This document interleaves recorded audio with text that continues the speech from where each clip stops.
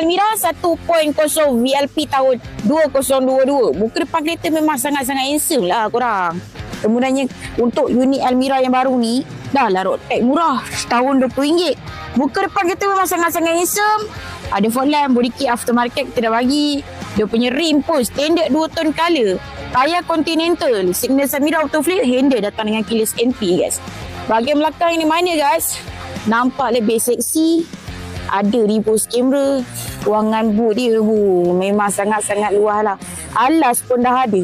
Barang-barang spare tayar pun kalau korang tengok memang komplit lah kat belakang ni.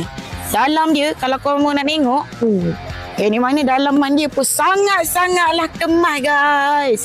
Seat ada armrest, ada cup holder, ada sofa juga, fully leather dalaman dia. Bahagian depan dashboard pun sangat-sangat cantik. Steering datang dengan flat bottom. Kemudiannya kalau korang tengok dekat sini, dia punya meter pun dah semi digital. Player dia korang boleh tengok player touchscreen dia dah besar lagi. Kemudiannya jom kita beralih pula ke bahagian seat hadapan.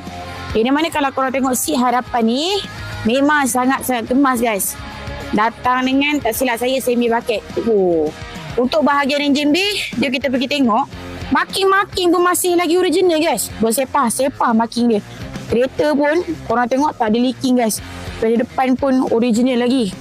Siapa peminat untuk kereta ni guys, nak tahu lebih detail, korang boleh tekan button apply now.